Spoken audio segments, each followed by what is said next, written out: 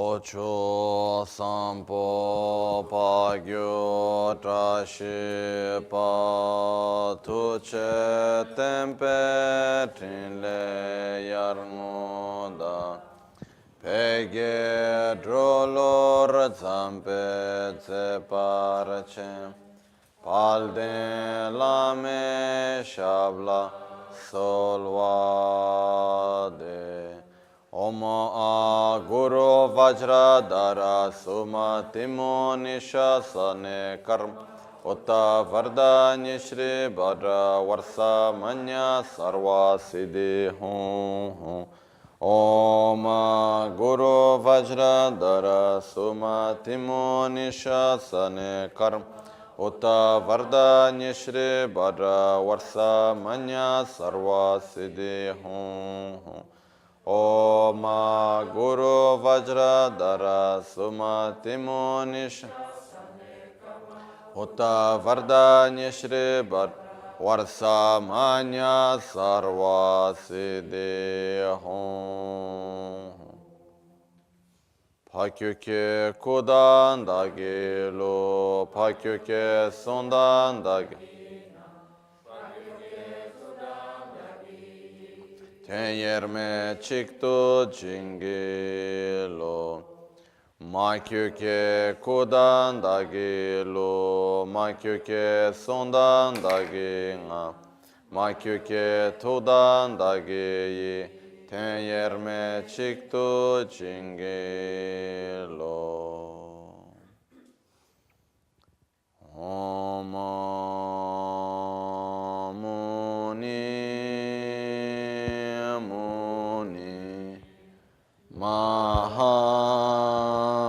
Mahamuni Shakyamunye Swaha Om Muni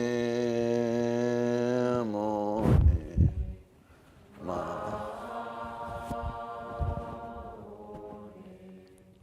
Shakyamunye Swaha Om Muni Muni Mahamuni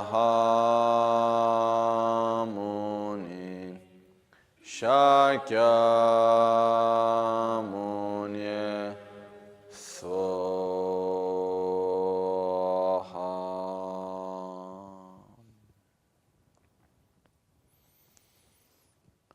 Sangye Chedan Soge Chonam La Chancho Pardo Dani Kyaps Dagi Chishe Gibe Son Drola Pinchre Sangye Druparash Sangye Chedan Soge Chonam La Chancho Pardo Dani Kyapsu Chin Dagi Chinso Gibe Sonam Gim Drola Pinchre Sangye Druparash Sangye Chedan Soge Chonam La Chancho Pardo Dani Kyapsu Chin Dagi Chishe Gibe Sonam Gim Drola Pinchre Sangye Druparasho.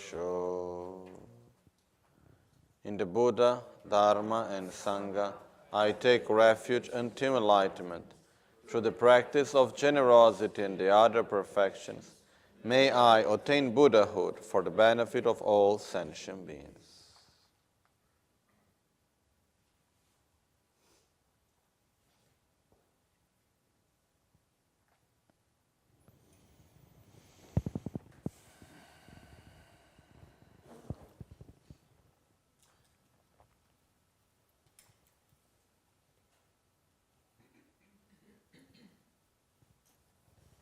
Okay.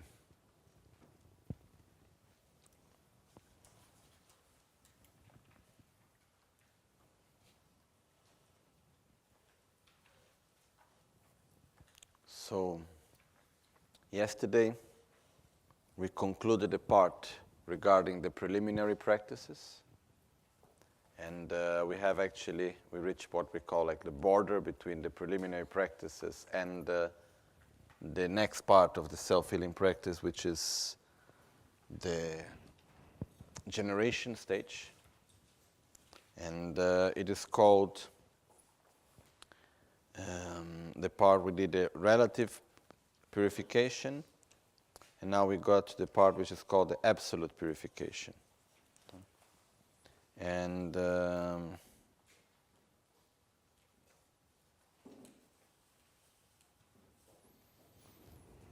where to start from, let's see.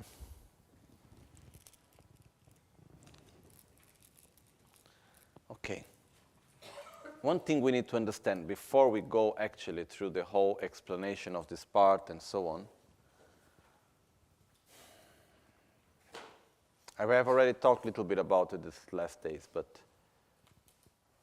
it becomes important also again at this point, is that what we need to transform really, the main objective of, generally speaking, in Buddhism, and all the sadhanas consequently have the same objective, is to transform the part of our mind that is spontaneous, the part of our mind that continues from life to life. It's not the gross aspect of our constructed cultural mind, let's say like this.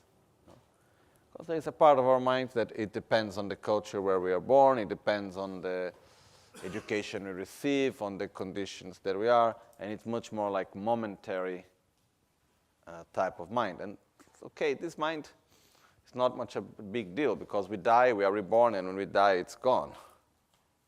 Okay?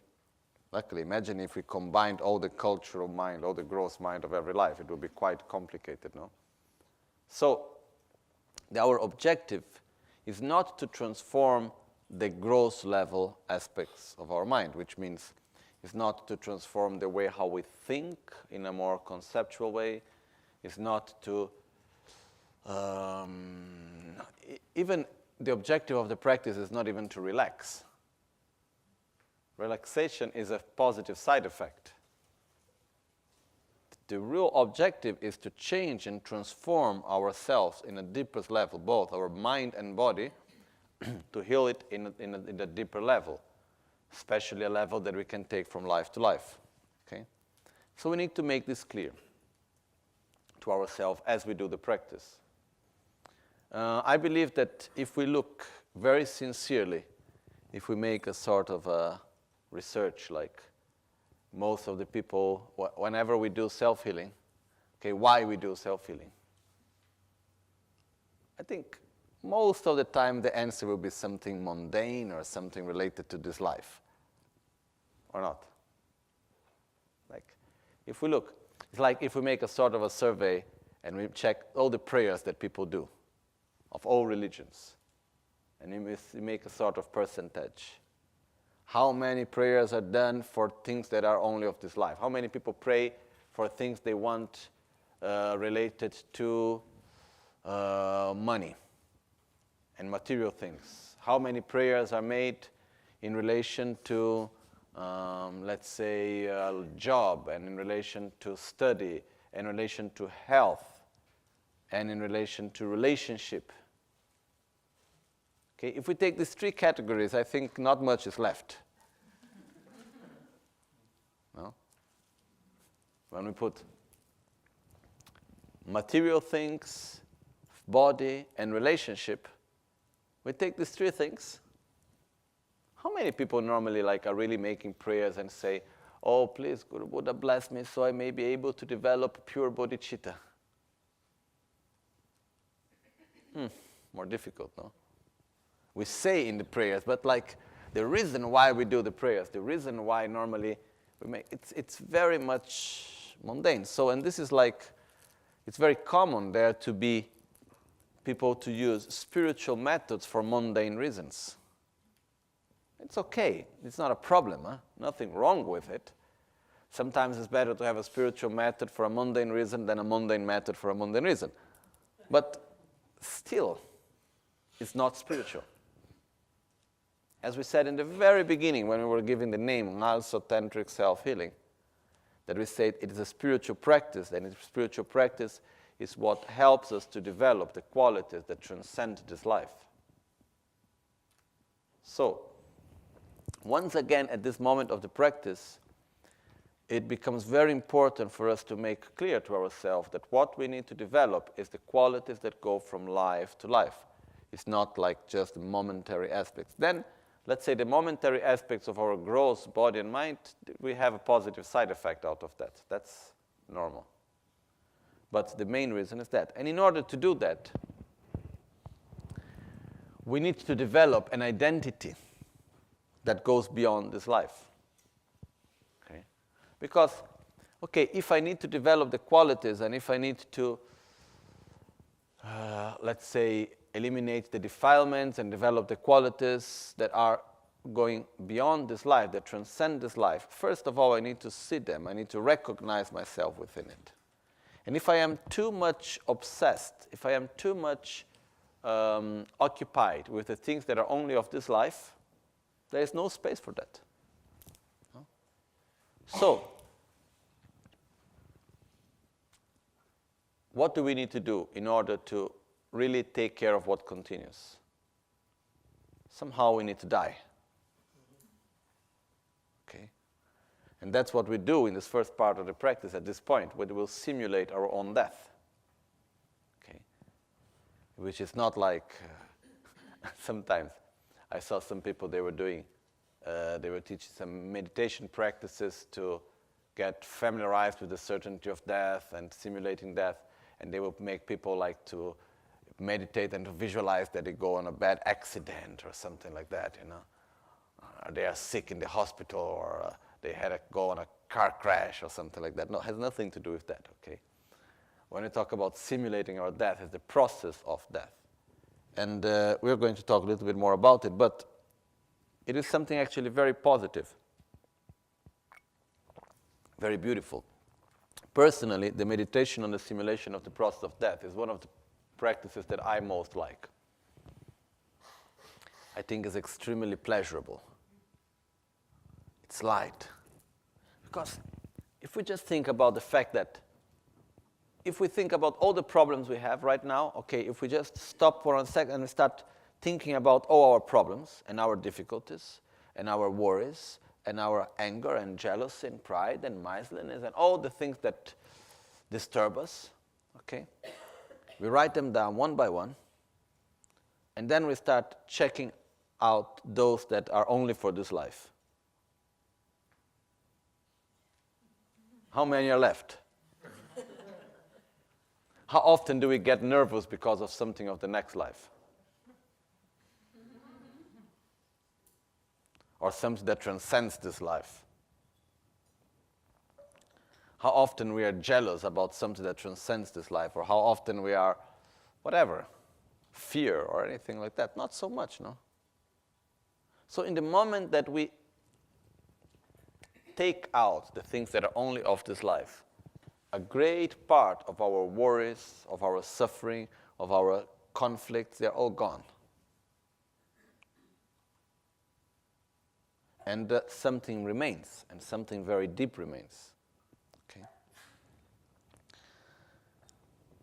This is one point. Another point is that in the Vajrayana path, and self-healing is a practice of meditation within the Vajrayana path, it has one very special method that we talked, I think, yesterday a little bit about it, which is the fact of bringing the result into the path. Okay? So I am not yet a Buddha, but I meditate on myself as being a Buddha in order to become one. Okay?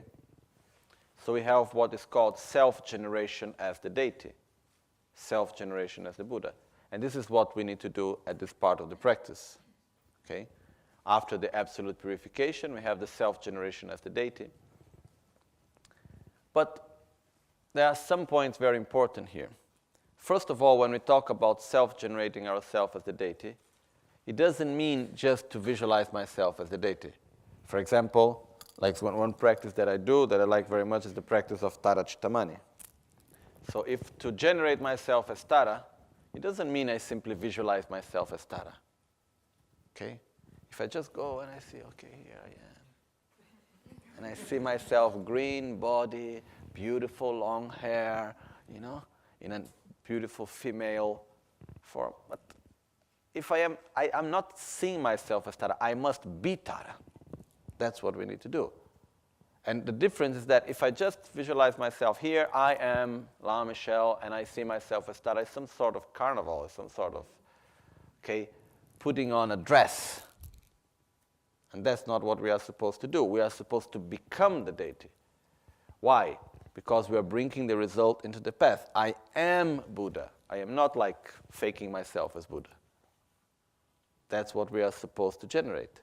But the only way how I can actually generate myself as the deity, really, is by first going beyond this momentary, mundane identity that I have only of this life. I need to die first, in other words. I'm not able to generate myself in a pure form. Because, how do we appear to ourselves? As being someone that we are someone pure, perfect, balanced, or we are ignorant, imbalanced, with suffering, and as the definition that is given sometimes in some texts, which I like it actually. And it says, we are childish, cowards, miserable beings. Okay? We are childish because we are infantile. We are infantile, coward, miserable beings. We are infantile because we are selfish. Okay? We are cowards because we are afraid of suffering. And being afraid of suffering, we suffer even more. And we are miserable because that's the result of being infantile and cowards. Okay? So basically, this is one definition that is given. I think it's quite direct to the point, but anyhow. The point is that how do we see ourselves normally? We recognize ourselves more in the definition of the infantile, coward, miserable, or in the definition of the perfectly developed Buddha? I think we see more ourselves as someone that is suffering, and then I have this problem, I have that problem, and so on. Then we see ourselves as being in this way because in an how to put? Normally, when we look at ourselves, is there an awareness of our own interdependence, or that's how I am because that's how I am? We are solid. Okay? So if I am feeling happy, I am happy. If I am feeling sad, I am sad. If I'm feeling anxious, I am anxious. If I am a person that I'm lonely, I am lonely. If I am full of friends, I am what I am. It's not, we don't take into consideration that, there are many interdependencies and everything is impermanent and things are changing and transforming and this, that. No, it's simply that's what I am at that moment, okay? And it's very interesting because in the moment that we perceive impermanent phenomena as if they were permanent, what happens is that, and this happens also when we see ourselves as being of solid existence, we have this tendency that when something good happens, we expect it to be forever. Okay? And when it changes, we get upset. When something bad happens, we are worried that it's going to be forever. This is just a manifestation of our ignorance, that things appear to us as if they were permanent when actually they are not. They are always constantly changing. But we are not able to perceive that. Okay? So, within this mode of apprehension that I have of myself, of being an inherently existing, solid, objectively existing self, in an ignorant way, a miserable way, and so on, I cannot generate myself as a Buddha. I cannot become a Buddha. It doesn't fit the two things together. Okay? So, the first thing that I need to do in order to generate myself in a pure form, I need to go beyond this identity. And in order to do that, we do two things. The first thing we call absolute purification. That is where we meditate on the interdependence of all phenomena and the lack of inherent existence, on the true nature of everything. Okay? Because here there is one important point. We have some time, so I can go a little bit on details on this part because this part is very important part on self-healing, this first part. Then the other part that we're going to see today, we can even go a little bit faster. It's quite simple, like the lotus, the symbols, and the syllables. This part is quite simple somehow. Okay, but this very small part, which is not even very, in the short version of the practice, there is not even the recitation, but it's what we call the three transformations, absolute purification and three transformations, which is between Eyam Ramlambam and Pamlepema. Between these two parts is actually one of the most important parts of the practice also. Okay? So I'd like to give a little bit emphasis in it. So, what is our true pure nature? Like very often we talk about, okay, we have a pure nature. We have Buddha nature. And even some people say, oh, we all are Buddhas, but we don't know. And I would say, if I was to be a Buddha without knowing it, I would be a quite ignorant Buddha, no? So, what do we mean when we say we have a pure nature? Our pure crystal-like nature, and it's saying that our nature is pure, but is covered with dirt of our defilements, and so on. And here there is quite one, one point which is very important, very often difficult to understand, and very often I see that there is quite some, according to my view, misunderstanding. Because the question is, if my nature is pure, why am I impure now?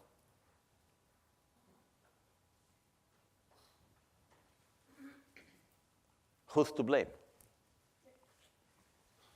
Because if I'm impure, but my nature is pure, does this mean that one day I was pure and suddenly I became impure? Because if this is the case, then we are really in trouble. Because if the meaning of my nature being pure means that one day I was completely pure, perfect, and then something happened, and then I became impure. So who's to blame? Or someone did something to me, or my nature was not really pure. Okay? So, why I became like this? Why I am ignorant? Where is this coming from? I see very often that the point is that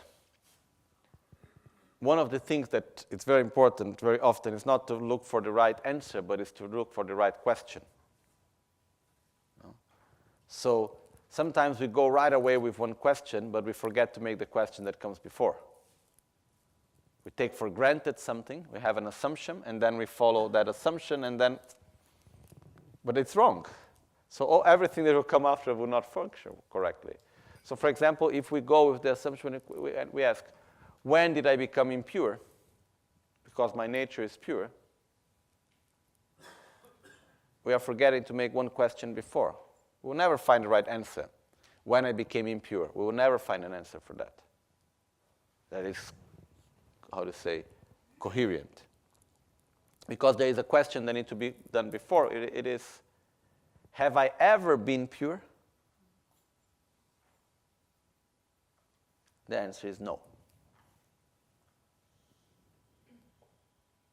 Is my nature, have I ever been free from ignorance?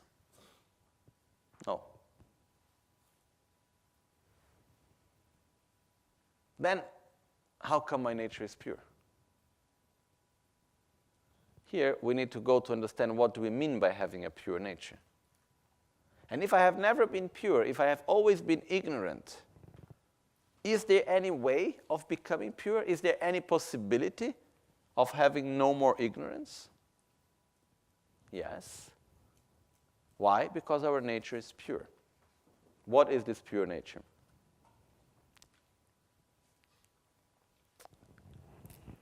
the pure nature of ourselves is the definition, like classical definition, is the lack of inherent existence of our mind. In other words, is that we are interdependent. Okay? We do not exist inherently as being ignorant. We exist interdependently as being ignorant. Which means if I interact in the right way with myself, if I act in the right way, if I create the correct interdependence, I will change. It's possible to change. It's possible to develop more wisdom. It's possible gradually to eliminate ignorance. Why it's possible? Because we are interdependent. And that's our true pure nature, the fact that we are interdependent.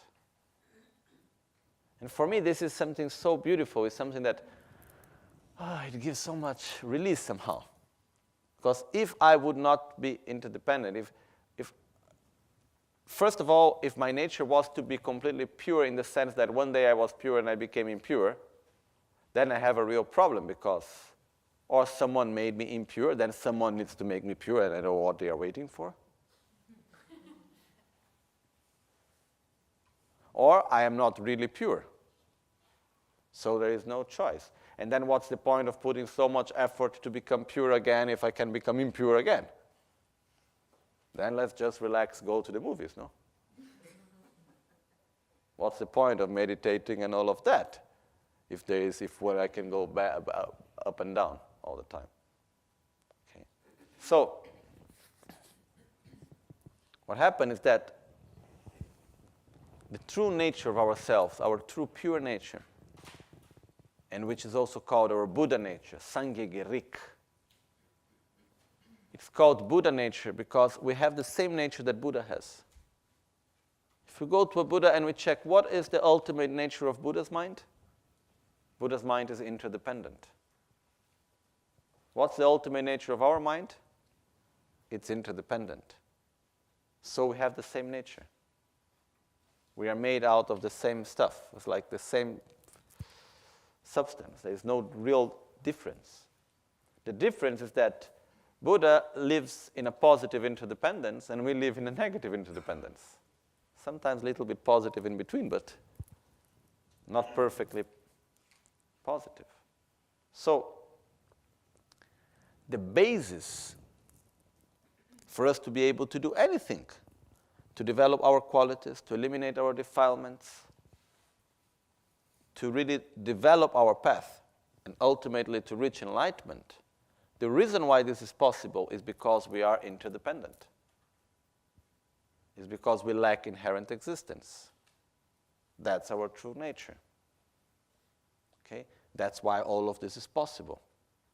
And this is actually a very, very important point. I know for some people it may make a lot of sense. For other people it may be a little bit confusing. Because this is something that it takes time for us. We need to listen again and again, need to reflect upon it again and again. Yesterday, at one point when I was going back to the room, I was remembering one thing. No, actually not really remembering. I was trying to remember something. But I was remembering the fact that there are some things that we listen once. When we are listening to it, receiving the teaching, it's so clear. Then suddenly afterward, it vanishes, and we cannot catch it again. So we need to listen to it again and again and again and again and again and again and again and again until one day, it remains stable. Okay? And there is one specific thing about one teaching that I wanted to share yesterday, but I couldn't remember it until now. Even I cannot remember. I know what it is, but I cannot remember the answer. And one day Rinpoche was giving some teaching, not so long ago really, and while he was explaining it, it became so clear. And I said, oh, finally I got it. Then, okay, finished, 10 minutes passed. Where it is, I don't know. Okay, it's difficult to catch it again. So, when we talk about the correct view of reality, interdependence, the lack of inherent existence, this is something that takes time for us to understand. Okay? So we don't need to be frustrated if we do not understand it right away or something like that. I always remember one friend of mine. He was finishing the 4th year of study on the correct view of reality, only studying that for 11 months a year 6 days a week, 10 hours a day. And then after 4 years like that, on the correct view of reality, I said, oh, so how it was your studies? What did you understand? He said, I understood many things, but I comprehended nothing. In the sense that, okay, many intellectual ideas, but really, I'm still a little bit confused. In the sense that it takes time, it takes merit, it takes reflection, it takes meditation, it takes understanding. So it's not something that we should just right away understand. So don't be frustrated if it's not something that you don't understand right away. It really is something that it takes time, okay? But it is the key to be free from suffering. Without wisdom, we cannot get out of suffering. There is no way. It is the real key. But it's something gradual. We develop slowly, one small part of wisdom. Okay? And I've talked many times about it, but just trying to making it very short. Okay, we go another way. We go through the description of the mantra. And then from that we give an explanation. Okay? So at this moment of the practice, we do the mantra. We can do the mantra Om Swabhava Shuddha Sarva Dharma Swabhava Shuddha. Okay? This mantra, the meaning of the mantra Om symbolizes body, speech, and mind. The syllable Om, it is actually made in 3 parts. It's the sound A, U, and Ma. The sound A and U makes O. The sound O with Ma makes Om. Okay? So the syllable Om is made of 3 parts. Okay? In English, it will be O-M. Looks like only 2, but in Sanskrit, it's made out of 3 parts. The sound, the A, the U, and the Ma. A with U makes O. O with Ma makes Om. Okay? And it symbolizes body, speech, and mind. It can also symbolize the gross, subtle, and very subtle body, speech, and mind. Okay? So, normally it is when this description is given, it says that the Om symbolizes the 3 bodies of a Buddha, which is the gross, subtle, and very subtle body of a Buddha, which we call Dharmakaya, which is the very subtle body of a Buddha, and the body and mind always goes together. So we have the Dharmakaya, the Sambhogakaya, the Nirmanakaya, which is the 3 bodies of a Buddha. Okay? But the main thing here, okay, so Om symbolizes body, speech, and mind. Om Swabhava Shuddha Sarva Dharma. Swabhava Shuddha Hang. Swabhava means nature. Shuddha, like in purification of the elements, Shuddha. Shuddha is the same word. Means pure, clean. Okay? So, Om Swabhava Shuddha. Nature pure, nature clean. Okay? Nature pure. Actually, Takpa we say in Tibetan, which means clean also. Okay? So, Om, body, speech, and mind, nature, pure, Swabhava Shuddha, Sarva means all, Dharma means phenomenon. So, Om, body, speech, and mind, Swabhava, nature, Shuddha, pure, Sarva Dharma, all phenomenon. So, Om, pure, nature, pure, all phenomenon, Swabhava, Shuddha, Aham. Which, when we say together, becomes Swabhava Shuddha. If we separate the words, it's Shuddha Aham. But in Sanskrit, when we do the Shuddha Aham together, it becomes Shuddha. Okay? What it means, again, Swabhava is nature, Shuddha, pure, Aham, I am. So if we just take the words, it means Om, nature, pure, all phenomena, nature, pure, I am. Om Swabhava Shuddha Sarva Dharma Swabhava Shuddha Hang. Okay, Aham. Swabhava Shuddha Hang or Shuddha Aham. Okay? So what's the meaning of this? Nature, pure, all phenomena. If we make a translation, if we put the words in the other order, it will mean all phenomena are of a pure nature. I am of a pure nature. Okay? What is this pure nature? When we say the phenomena have, the word takpa in Tibetan, shuddha, we translate as pure, but it is more like clean, clear. Because the word takpa in Tibetan means also it's free from dirt. It's free from impurity. Okay? It implies that it's free from something. So when we say that all phenomena are clean, are clear, are pure, it means what? That they are free from some impurity. What is the impurity? Inherent existence. So phenomena, they do not exist out of their own characteristics. Phenomena do not exist out of their own independent, intrinsic existence. They only exist interdependently. Okay? So this is what their pure nature of phenomena. Okay? And the pure nature of phenomena is what makes everything possible. Why things can interact with each other. Why we are able to perceive things? Because they are interdependent. Because what would happen if something would not be interdependent? If something would exist out of its own characteristics, if something would just be as it is by its own self. First of all, it would never change. Why? Because it don't interact. Second, it would always be the same for everyone. Is there anything that is the same for everyone? Is there anything that is constantly the same for always for everyone? No. So, anything, even if we try, things that are, we can go, and it's actually quite good exercise to try to look for something that is of inherent existence. Okay.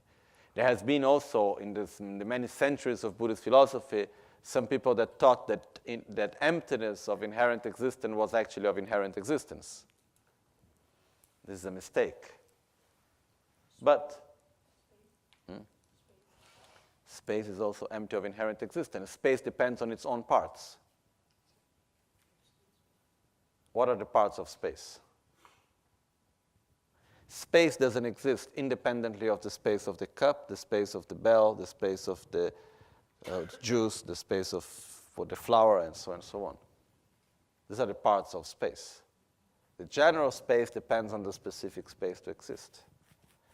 First thing. Second thing, in order for me to perceive, for a space to exist for me depends on the name that I attribute to it. So if we look, everything that exists, appears to us as if it existed in a solid way. I think one of the most simple way I found to explain this, which maybe philosophically is not the perfect term, but I think it helps us. When we ask, we live in an objective world or subjective world? It's subjective. Existence is subjective. Okay? This is quite clear for us. But how does the subjective existence appear to us? As being subjective or as being objective? Objective. That's our ignorance. So when we say pure nature, all phenomena are of pure nature, means all phenomena are free of an objective nature. All phenomena are interdependent. Okay? And this is actually the basis why it's possible for us to reach enlightenment. Because if things were objective, I am objectively ignorant. Can I do anything about it? No. But if I am interdependently ignorant, okay, then I can do something about it. I can interact in a way, create the causes and conditions, so slowly I can change and I can become less ignorant until I can eliminate completely ignorance by developing wisdom. Okay. So, in the Vajrayana path, we need to have three, let's say, legs, 3 points that hold, 3 pillars that hold the practice and the path, which is renunciation, love towards ourselves, bodhicitta, love towards others, and the correct view of reality. Without these 3, it's not possible. And the correct view of reality, understanding that phenomena are free of inherent existence, they do not exist in as an objective way, it's fundamental in the Vajrayana practice. Okay. Yesterday we were talking, yesterday night, about inner offering. And in the inner offering, we had a point where we were explaining, okay, there are the 5 meats and the 5 nectars. Okay. That we need to transform them and so on. One of the meanings that I didn't explain yesterday of this also was that when a practitioner would come to, a disciple would come and say, okay, I like to enter into the Vajrayana path, one of the conditions necessarily is that in order to be able to practice correctly is to have an understanding of the nature of reality. Doesn't mean to have realized it, but need to have an understanding. Not to grasp at things as if they were really solid, objectively, inherently existent. Okay? So one of the tests that somehow was done, right, we are talking about more than 1,500 years ago, I suppose, by the Mahasiddhas in India and so on, is that they would give to their disciples, they needed to eat the 5 meats and the 5 nectars. Okay? Because, for example, excrement. Okay? For us, is it by nature clean or unclean by us for how we see it? Is it disgusting by its own nature? Is it objectively disgusting? Yes. No? Okay? This is how we perceive it, right? It is objectively disgusting. But if we analyze it, is it objectively disgusting or is it also subjective? Okay? Even shit is subjective. It's not something that we can say, yes, but when we look at it, when we smell it, okay, how does it appear to us? As being objectively disgusting. Okay? So, what happens is that in the moment that I am able to see and say, okay, this is because I am attributing such value to it, the object by itself is not disgusting or pleasurable. It depends on the value that I attribute to it. It depends on the name that I give to it. Then we are able to understand, is a good check to see how really is my understanding about the nature of reality. Okay? But we really must be able to go beyond it in our daily life. It's not just philosophically saying, oh yes, phenomena lack inherent existence. Oh, this is disgusting by its own nature. No. It's not like that, because we really need to go beyond. Otherwise, how can I believe that I am able to reach enlightenment, and how can I go beyond my own limits? Because I get stuck that if I'm not able to see that excrement is not disgusting by its own nature, how can I see that I am not ignorant by my own nature? It's quite difficult. Seeing ourselves as being of inherent existence is much stronger than seeing excrement as being disgusting. Okay. But actually, I think it's a very good example, because it's something that for most of us, it's very direct. No? Then, just to make things more clear, some people sometimes ask, oh, but does this mean that there is nothing such as good and bad? And anything can be anything? No. Okay? Reality, it exists, and it's a correct perception in the moment that the value that we attribute, the object is able to sustain it. So, for example, if I have one person acting in a violent way and doing harm to someone else, with anger, with hatred, with violence, I can think it's positive, but this doesn't make it positive. Why? because positive is something that brings well-being and happiness. And the violent act is not bringing that, it's bringing more suffering. So it's a wrong perception. Okay? Still, the violent act, it's empty of inherent existence, but it's not because it's empty of inherent existence that we can attribute any name to it and it will function. Okay? Otherwise, I would look at this object and I would say, okay, that's a chocolate bar. And I believe in it, and it will be. But it's not, because it cannot make the functions of it. Okay? It cannot fulfill the functions, the characteristics of it. So similar to that, whenever we have actions and situations and so on, when we say something positive or negative, there are also some references. It's not like everything can become anything. It's not exactly like that, okay? But it's important for us to understand that things can change and are changing because they are interdependent, because they interact between each other. And at the same time, there are millions of ways how things can be, depending on the observer. I can relate myself to the same thing in so many different ways that are functioning. So we need to choose the one that is of more benefit for us, that's all. So, in other words, if we do not understand, and this takes time, but if we do not understand that we deeply lack inherent existence, ourself and all phenomena, that we are empty of inherent existence, that we are interdependent, we will not be able to practice Vajrayana fully, deeply.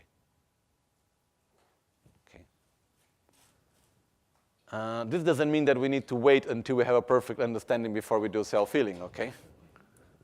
It means that in order to be able to have its full power, we must have the correct understanding about emptiness. And that's why we repeat it again and again. And that's why in the very beginning we say, what is Om Sobhava Shuddha Sarva Dharma Sobhava Shuddha? That's the basis for everything that we are going to do after. Okay? So, we do this absolute purification in which we meditate that all phenomena lack inherent existence at this moment. So, as we say, all phenomena are of a pure nature. I am of a pure nature. Okay.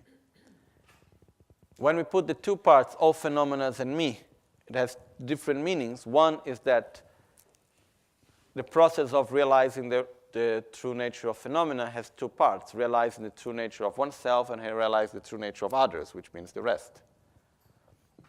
The nature is one, but the process of realizing is separate. Okay? The other thing is that when we say that all phenomena are of the nature of are pure nature and so am I, it means also that we are in a non-dual experience that we should generate, in which me and the rest, we are of the same nature. There is no difference between observer and object being observed. We are exactly of the same nature, everything. We are part of one reality. Okay? So, practically what we do in this moment. Normally we sit in the position of meditation as we recite the mantra Om Sobhava Shuddha Sarva Dharma Sobhava Shuddha. And then for the time that we can do it, this depends if we are doing the practice alone or if we are doing the practice with other people and the time that we will dedicate. But the best thing is at this moment we reflect upon the lack of inherent existence. And we can do that by reflecting upon interdependence. But one important thing is that it's not possible to reflect upon interdependence or emptiness or to meditate on it without having an object of emptiness. Okay? So, I can meditate, the object of emptiness can be the sound.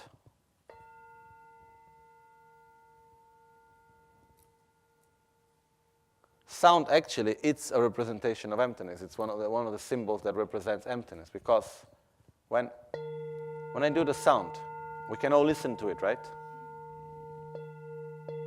If we try to catch it, where is the sound? Can we find it?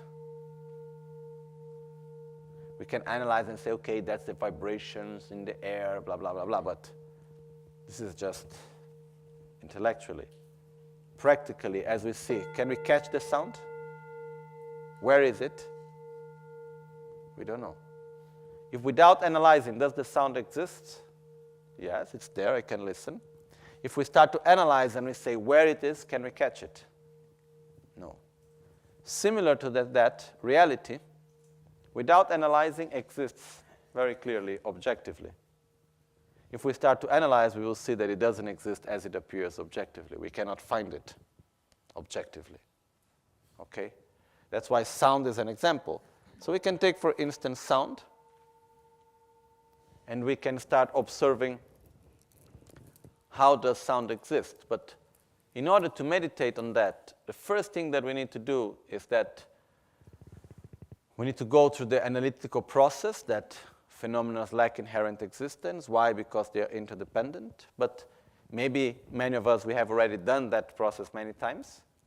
But the most important thing to meditate on it is that we must be able to let the mind that grasps that inherent existence to appear. So, if we take the same example of sound, I listen to the sound, and then I simply let myself to experience it in the most natural way. And then I observe my own mind and I see, how does the sound appear to me as being of objective existence, as being of inherent existence. And I believe in it. I grasp at it. So in the moment that I see that the mind that grasps as inherent existence appears, at that moment, I should come with the analytical mind and say, it's not like that. It is interdependent. It depends on its own parts. It depends on its own cause and conditions. I only perceive it in this way because I am attributing a name and I'm assigning a name and attributing values to it in this way. It doesn't exist like that independently of the observer and so on. And then by that we deconstruct this grasping at inherent existence until a moment in which we are able to say, okay, so it lacks one's own existence, lacks inherent existence. And then we remain in that state as long as we can. Okay?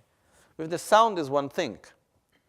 Normally, one of the best ways of doing it also is with the self. When we do Om Sobhava Shuddha, Sarva Dharma Sobhava Shuddha, all phenomena lack inherent existence, and I lack inherent existence. So we observe, how do I appear to myself? And then we let it be naturally, because the important thing about these types of meditations that we need to understand, that is not an intellectual process. It's a more experimental process. So what happens is that intellectually already understood, but what we do at that time is we let the mind that grasps at the inherent existence of the self to appear. And then what we do, we come and we say, it's not like that, that's wrong. Then we do some analysis, explaining why we lack inherent existence. Because I depend on cause and conditions.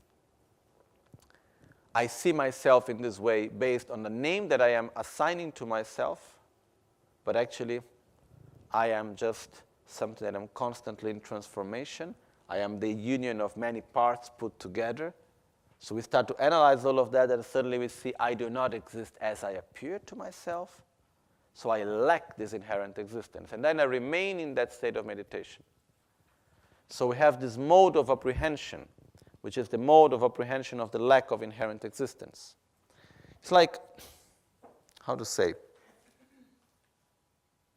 if I look at all these flowers, and I'm not used to see many flowers, because let's say I come from a place like in Tibet where there are not so many flowers, and nowadays in Tibet they like very much having plastic flowers. Okay? And let's say it's sometimes normal we go to some temples and it's full of plastic flowers. You know? So let's say I would look at these flowers and I'm used to have a lot of plastic flowers. So I come here and I say, oh, what a nice plastic flowers people have here. You know? And I think they are plastic flowers. Why? Because I'm used to see plastic flowers. Then I come nearby one flower and I start to observe. They say, they're so well done. That's nice. And I start to touch it, and then suddenly I see that they are not plastic flowers. Okay? Or I start to see that after one day, a few days, they start to dry up. I say, oh, what happened to the plastic flowers? They're drying. So I start to go to them, and suddenly I see that they are not plastic flowers. They are real flowers. But in the moment that I understand that this flower is real, I look to the next one and I say, oh, so the next one also. Then I look to the other flower, also the other one also. But when I understand that one is a true flower, the other one is also, it's very easy to understand that the other also. When I understand that one flower appears to me as a being of inherent existence, and I understand that it lacks inherent existence, as soon as I look to the other one, I understand that the other one also lacks inherent existence. Actually, it says that once we realize the lack of inherent existence of one phenomena, truly, we understand the lack of inherent existence of all phenomena. Okay?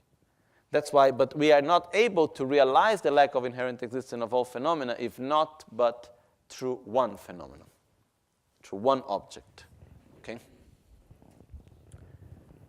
Also because emptiness itself doesn't exist independently of the emptiness of something that is empty. Okay? Anyhow, what we do in the meditation is that we meditate on the lack of inherent existence of something. We choose what we want. We can meditate on the lack of inherent existence of ourself, on the lack of inherent existence of our sensations. We can meditate on the lack of inherent existence of our mind. This is like some more difficult types of meditation, but they are also there. We can meditate on the lack of inherent existence of our discernment. We can meditate on the lack of inherent existence of our emotions. We can meditate on the lack of inherent existence of our body, of external things. Okay? And we can even meditate on the lack of inherent existence of the lack of inherent existence. Okay? This is just the many. Normally, we start by meditating on external objects, then we go to the self, then we go to the mind, and then we go to the emptiness of emptiness, finally. Okay? Anyhow, the important thing here is to understand that once we understand the lack of inherent existence, we have that mode of apprehension. For example, what's the mode of apprehension when I see that the flower is not a plastic flower? Oh, the flower lacks an existence as a plastic flower. That's the mode of apprehension. When it moves to the other flower, does that mode of apprehension change or is the same? Same. Okay? Even though the color of the flower is different, the shape is different, oh, but it's always a true flower. It lacks existing as a plastic flower. Okay? That's what we call the mode of apprehension.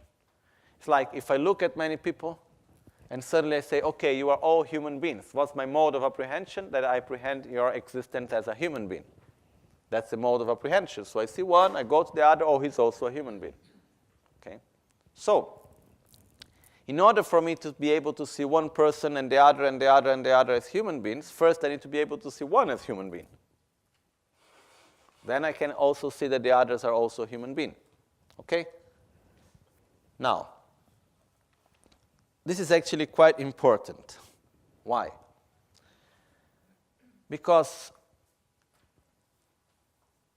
during the whole practice of self-healing, okay, I'm talking about a little bit more advanced things, but I think that they need to be explained also.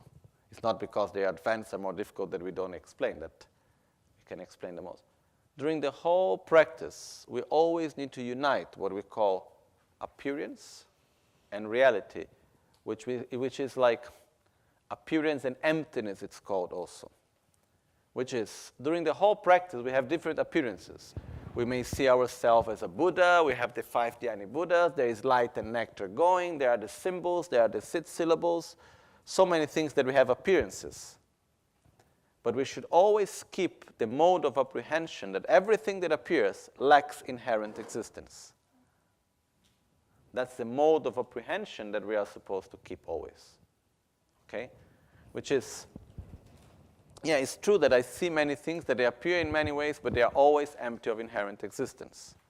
This is something that in the path of Tantra, it's constantly supposed to be there.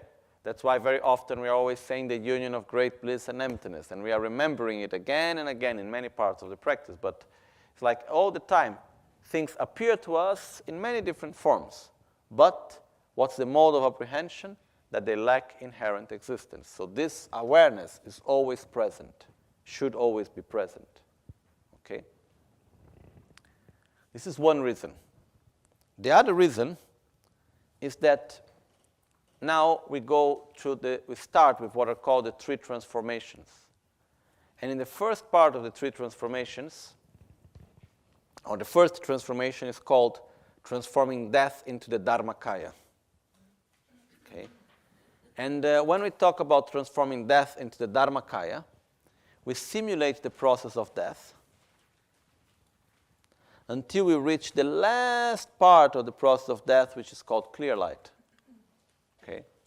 And within the state of clear light, which is the state of our very subtle mind, which is just the subtle mind by itself, there is nothing so special. Every time that we die, when even an insect dies, experiences clear light. But the important thing is to use this very subtle mind to realize its own nature. So how can we do that? During the process of death, what happens is that first our body loses strength. Okay? We call the dissolution of the elements. So basically, we say earth dissolves into water, water dissolves into fire, fire dissolves into wind, wind dissolves into the space of consciousness. This is the dissolution of the elements. Okay? What happened at this moment is that the gross body loses completely all its strength. And together with that, the gross mind also loses strength, cannot be sustained anymore. And the subtle mind manifests. It's more like, when we talk the absorption, the word absorption is not really the correct word. Even though in Tibetan is used the word absorption, and then after in the commentary it says, yes, it's not the correct word, but still we use it. Because it's like overwhelmed is more the correct word. Like, earth is overwhelmed by water. Water is overwhelmed by fire. Fire is overwhelmed by wind. Wind is overwhelmed by space. And like this we go on. Because earth loses strength and then water manifests more clear. Let's imagine we are in a place where we have a lot of noises. Okay? So we have some people drilling on the wall, and then at the same time we have like some very loud music playing, and then there is a car horning, making sound, and then on the little side there is someone playing a piano, and then there is someone reciting a mantra very softly, and then there is one insect touching the floor and doing some little noise, and then there is our heart beating. In the middle of all this noise, can we listen to the insect? Can we listen to our heart beating? No. So what happens when the big noise, maybe the driller machine, stops making noise? The other noise seems stronger. Then that noise also stops, and then the smaller noise, the more subtle noise seems stronger. And like this we go on and on until if all other sounds stop, the sound of our heartbeat we feel very strong. There is in one of these rooms that some scientists make in order to have total silence. No? And I was reading some time ago of one room which was made not long ago, which is like the level of silence is the highest level of silence they were ever able to do. Is minus 40 dB or something like this. And no one is able to stay there for longer than 40 minutes, was able to stay inside longer than 40 minutes. Because when a person enters inside, after a short time starts to listen one's own heart, starts to listen the blood in the veins. And we are not to hear all these sounds, and we are not used to hear these sounds, no? And then we are not used to silence. So it's quite shocking. It's very difficult. No one was able to stay there longer. We get very different, strange reactions, and it's very, very difficult. Persons start to get anxiety and fear and different things. So the example that I want to say is like when we have strong sounds and the strong sounds fade away, the smaller sounds, the more subtle sounds start to get stronger. In the process of death, that's what happens.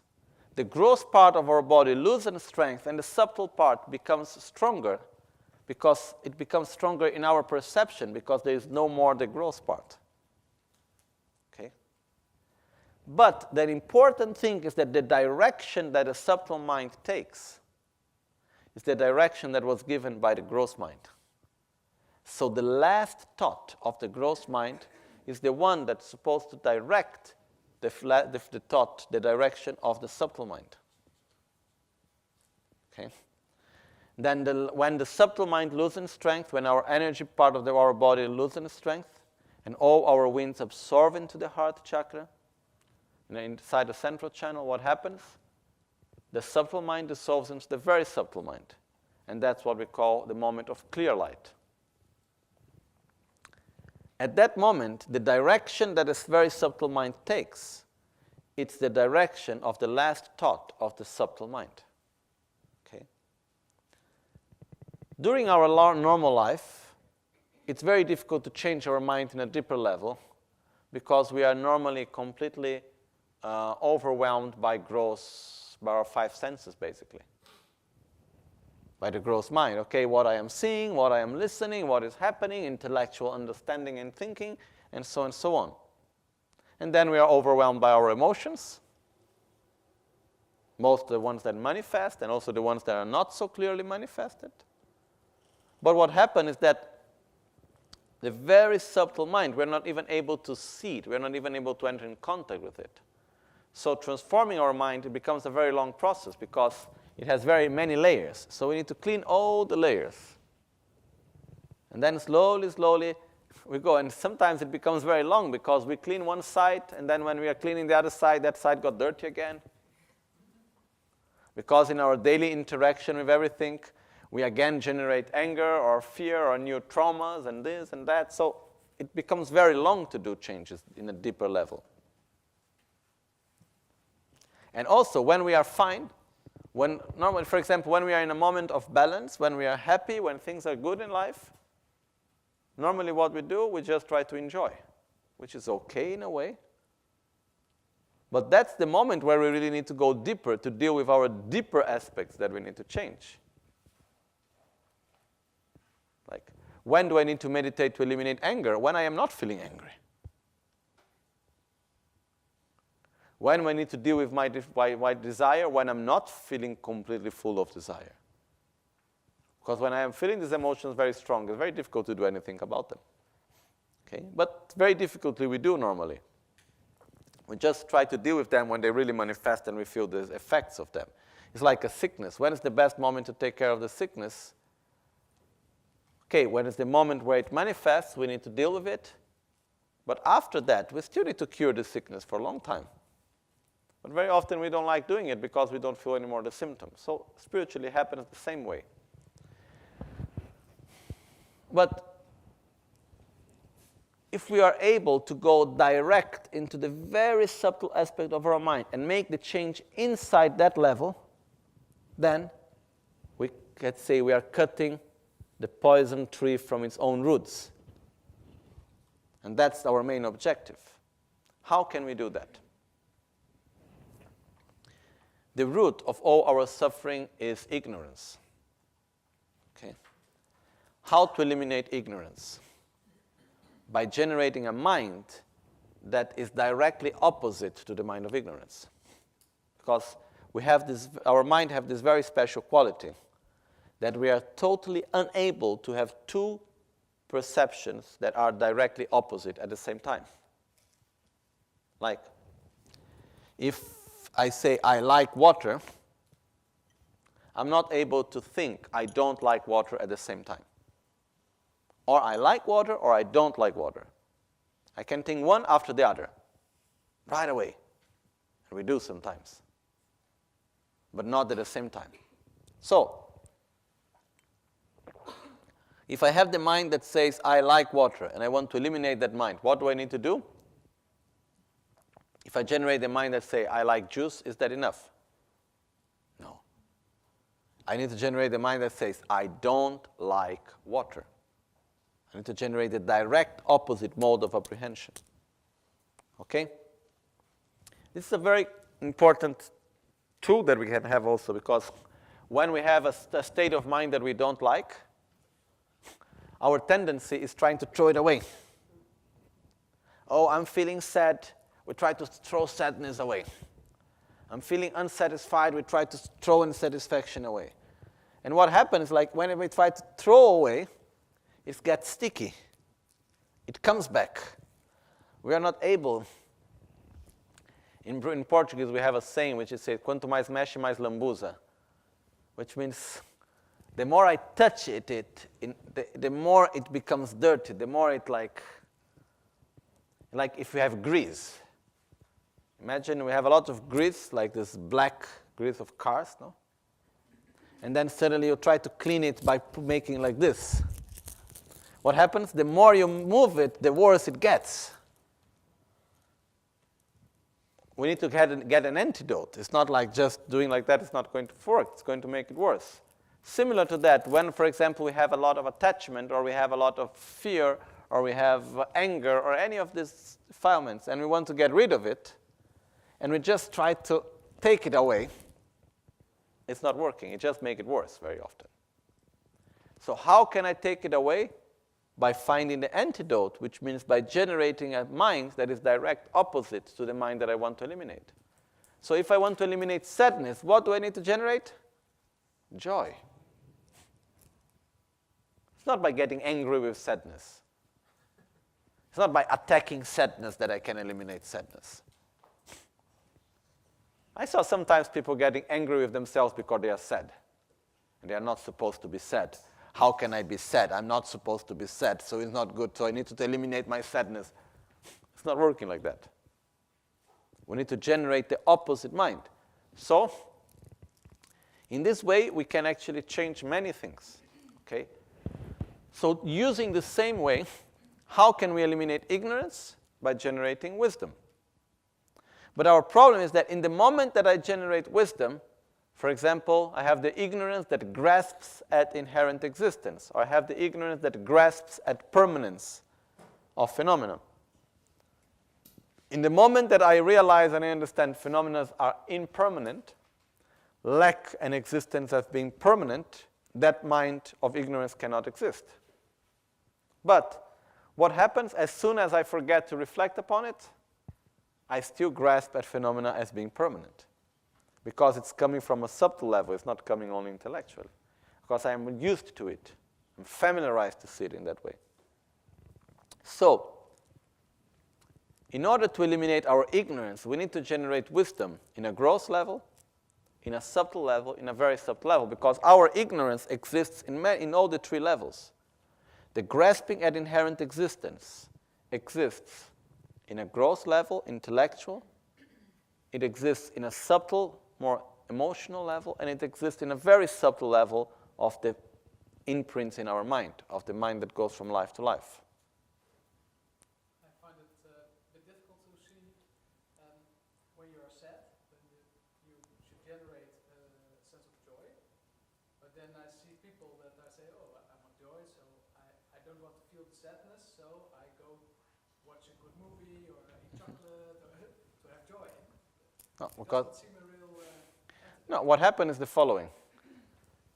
Even if you are feeling sad, okay, and you go and you eat a lot of chocolate and you look at a nice movie, okay, you are trying to induce joy in yourself. In the moment that you induce joy, are you feeling sadness? No. Have you solved the cause of your sadness? No. As soon as the chocolate finishes and the movie ends, most probably the sadness will come back.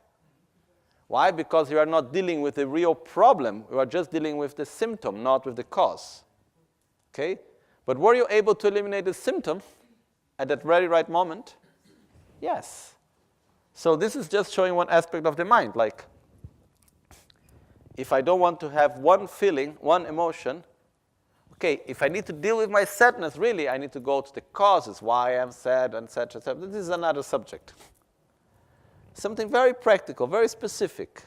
In the moment I generate a direct opposite mode of apprehension, the other mind cannot stay together. Okay? But the point here is that the mind of ignorance exists in a gross, subtle, and very subtle level. So in order for me to eliminate the mind that grasps an inherent existence in a gross level, I need to generate wisdom that realizes the lack of inherent existence in a gross level. In order to do it in a subtle level, I need to generate it in a subtle level. In order to eliminate it in a very subtle level, I need to generate the mind that realizes the lack of inherent existence in a very subtle level. Why we talk about the mind that realizes the lack of inherent existence? Because our ignorance is the mind that grasps at inherent existence. So the direct opposite mode of apprehension is the lack of inherent existence. It's not interdependence. Okay? So how to generate the mind that realizes the lack of inherent existence in a very subtle level of consciousness? By generating it in a gross level of consciousness, by keeping this mode of apprehension in a gross level of consciousness, and entering into the process of dissolution. So we use the process of death in order to enter into a very subtle level of consciousness. And during the whole process, we keep the mode of apprehension of emptiness, so that when we enter into the very subtle level of consciousness, which we call clear light, we perceive the lack of inherent existence with that very subtle mind. Okay? So practically what we do. First, we need to simulate our own death. Before that, we meditate on the lack of inherent existence. That we need to simulate death. I'm not entering now into details. We could, at this point, enter into details about the process of death. Okay? I'm not going to go into details about that right now, how the whole process is happening. Basically, we have the gross death and the subtle death. The gross death is what normally we call death, which is described by 4 parts. Each one of them have 4 parts. The process of death has 8 steps. Okay, 8 parts. The first is 4 parts, the second is 4 parts. So the first 4 parts is the dissolution of earth into water, water into fire, fire into wind, wind into the space of consciousness. Okay? And normally when wind dissolves, that's the moment when the person stops breathing. And that's when normally we say the person is dead. Okay? After that, there is the dissolution of the subtle body.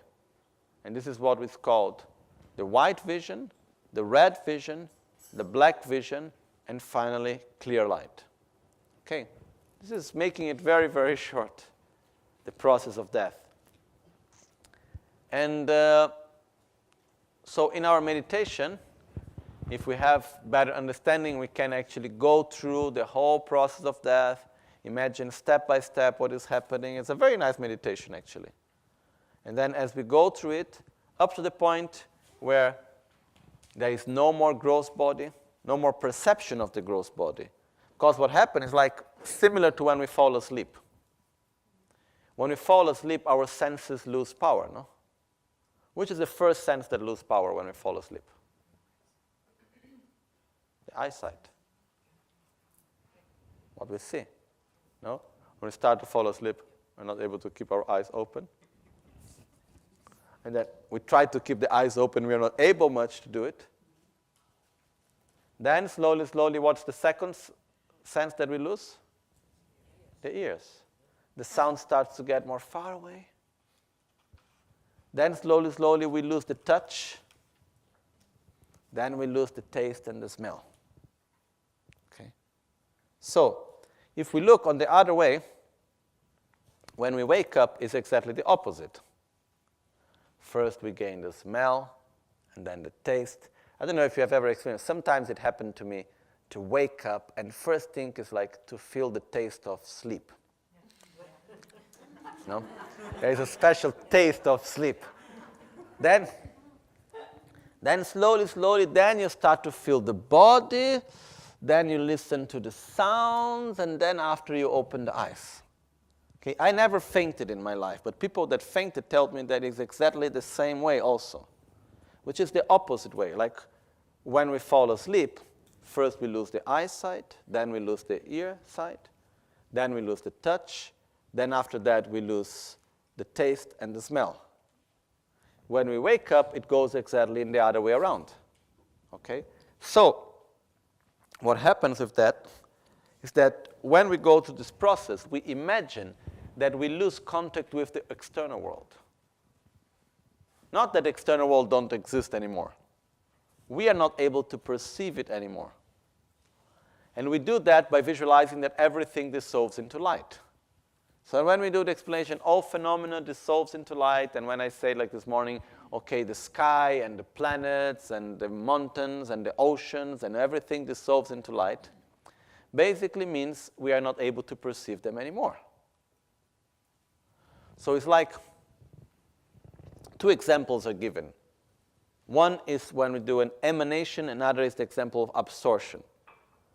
The example of absorption is if we go to the glass during winter, and we do in Tibetan, it's called hadap, which is just to go and do, I don't know how to say that in English.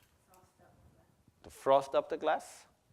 Anyhow, you see this, how do you call that? It's like it becomes foggy somehow? Snow flowers on the window. No, not snow flowers. No. When you do like Bislachem, okay. Yeah. Yeah, it becomes opaque.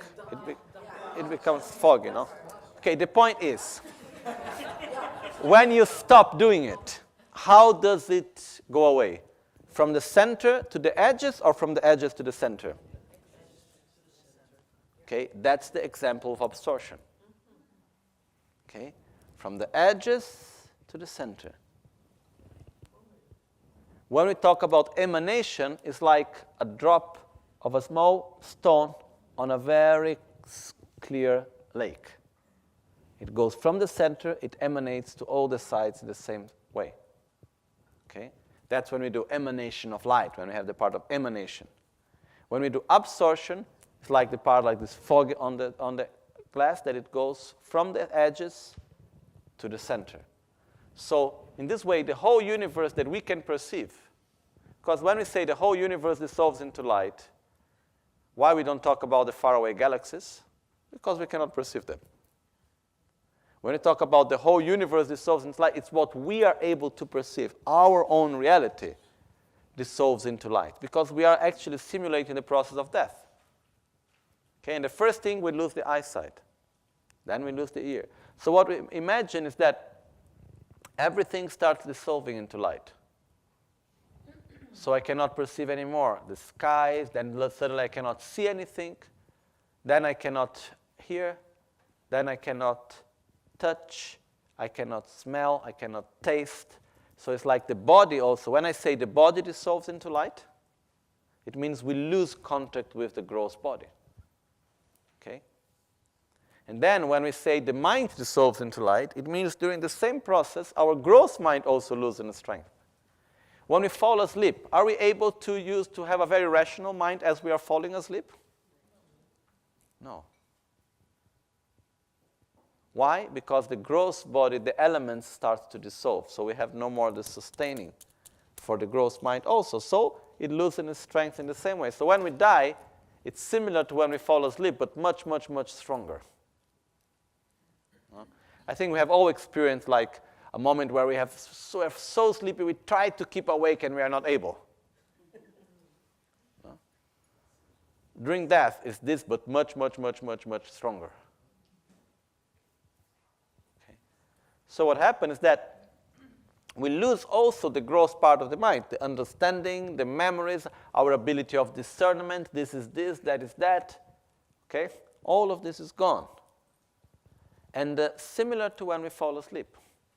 And it only remains the more subtle, like emotional part, which is not giving names, which is just the feelings without giving much names to things. Okay? So that's when we say the mind dissolves into light. So we imagine this process that everything dissolves. I personally like to imagine this as something quite pleasurable. Because some people may feel it not nice because of the sensation of losing control. But I think it's quite nice, actually, in a way that, okay, so much heaviness that we keep with us is because of all these things of this life. So one way, it's all gone. But something remains, and it's more deep. And then, after that, even the subtle part dissolves.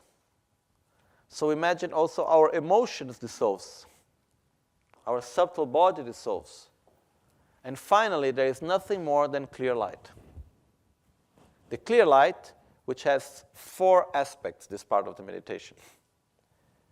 We call Nawa Tongsan Kechoshi, the 4 qualities, which is Nawa Tongsan Ngengo Ranshi Meba Yuchin Dewa Chimboyeshe Chukungagel, which means the appearance is of great emptiness, of nothingness.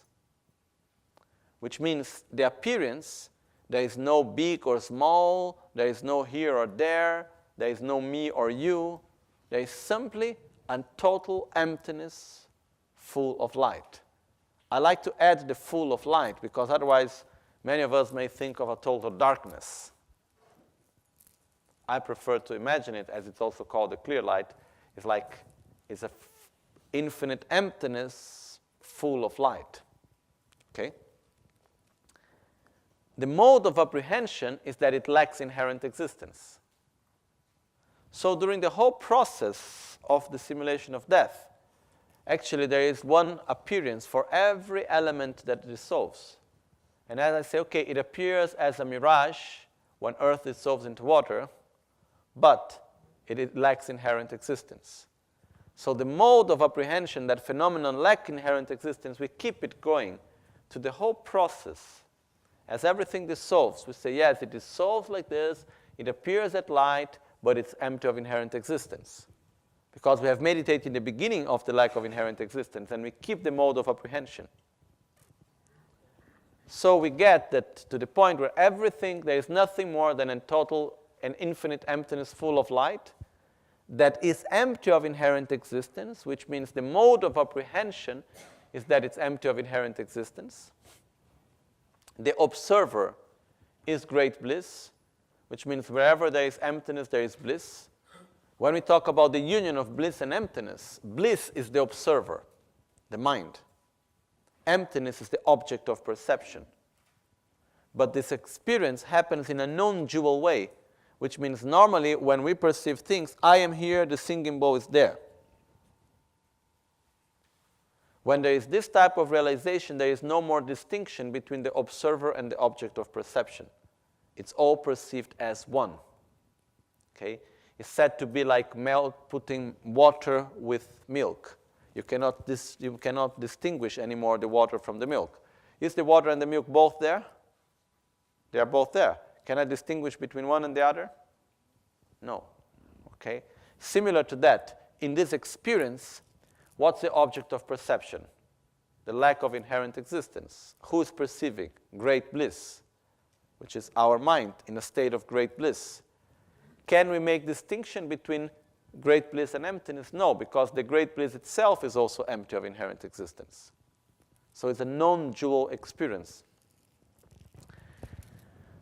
So we have the appearance of infinite emptiness full of light, the mode of apprehension that it lacks inherent existence, the object perceiver is great bliss, and the Chukungagel, the Nagel is pride, is the divine pride of the Dharmakaya, literally, which means I have the identity that I am the Dharmakaya, which means I am the union of such great bliss and emptiness. This is what I am. So I generate an identity within that state. Okay? What are we doing by that? We are simulating our very subtle mind that realizes its own true nature. In that way, it means that what we are generating is at least we are simulating, at this moment of the practice, we are simulating the mind of wisdom in a very subtle level to eliminate ignorance in a very subtle level. Okay? If we are able to do it in actually, not in simulation, but actually, then we cut the root of ignorance, and that we cut samsara away. then we can get completely free from suffering. Because we go directly to the root. Okay? So this is one of the objectives of Tantra, on the Vajrayana path, is to bring our mind directly to the most subtle level of consciousness, but to generate that mind with wisdom. And to eliminate in that way the ignorance in the most subtle level. It's like going directly to the roots. It's not so easy to do that, but we will see the whole practice of self-healing starts with this and ends with this also.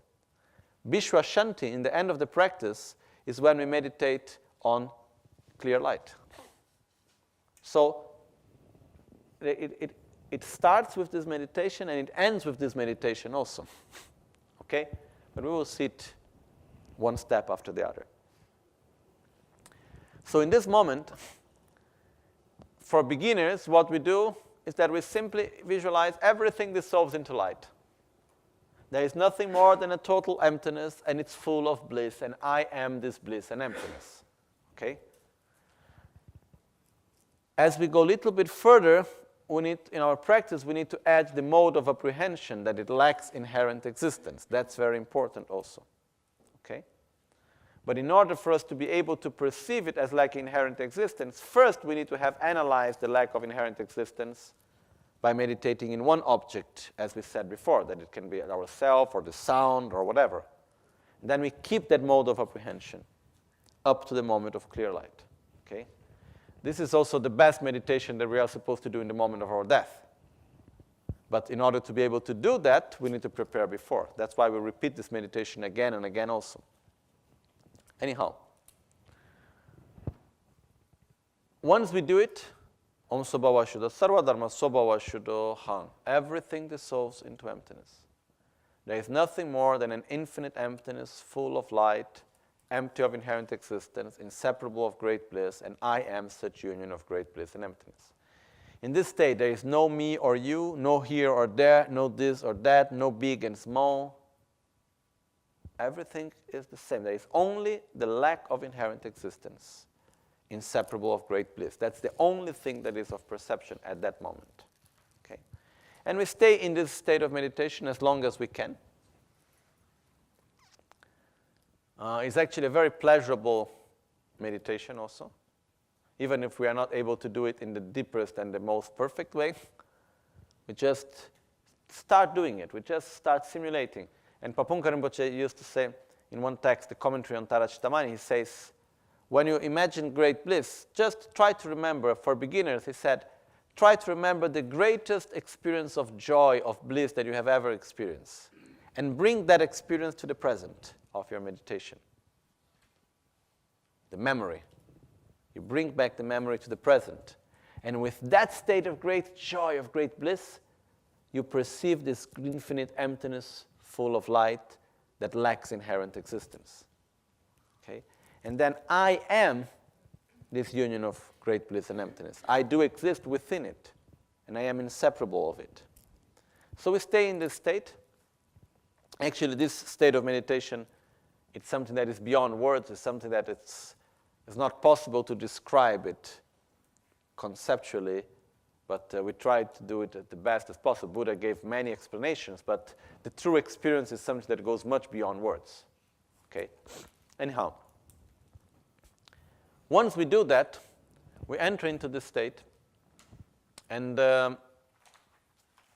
one thing that I didn't say, that just one, one important tip somehow, even though we're not entering into details, is as we go through this process and we visualize and we simulate the process of death, as we are in each step, we say, okay, now earth is dissolving into water. It appears as a mirage that actually is empty of inherent existence. Then we say, after this, water will dissolve into fire.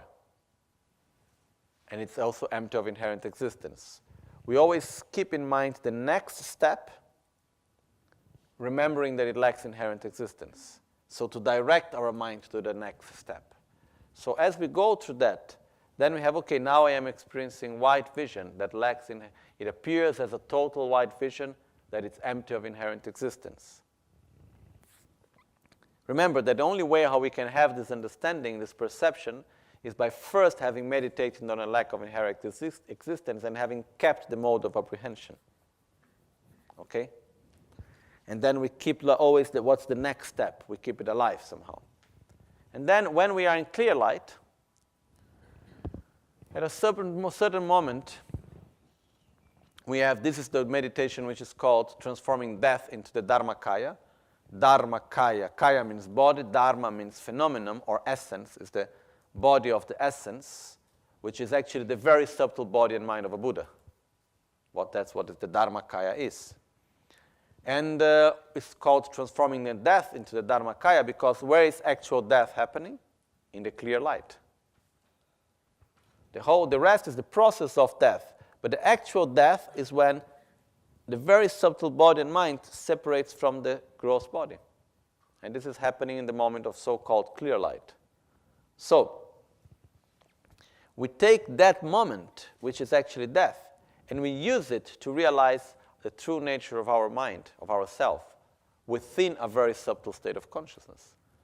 So that's why we call transforming death into the Dharmakaya, which is the truth body, which is a very subtle body of a Buddha in a pure state. Because by eliminating ignorance, we eliminate the root of our own suffering. So, in that moment, as we stayed in this meditation as long as we can, then until then has arrived a moment in which we say to ourselves, in order for me to be of benefit for other sentient beings, I must manifest myself in a gross way. Because in this very subtle form of the clear light, only other Buddhas can see me. No?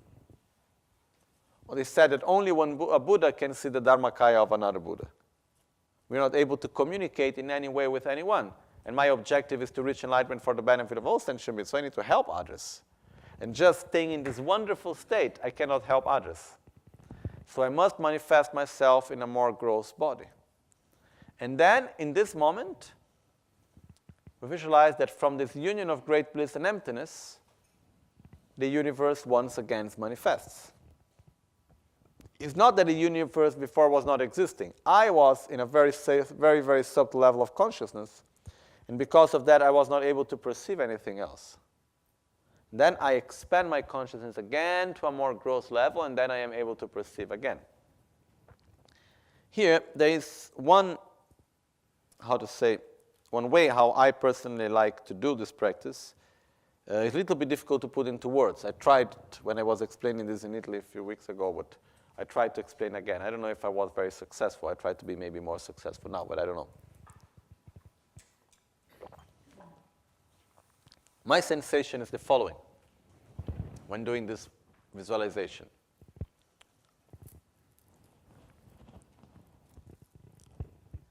Okay, I explain one theory that helps to understand this maybe. Let's take, for instance, what else? Okay, let's take this object, this mirror. Okay? We take this object, which any side is the same. Okay?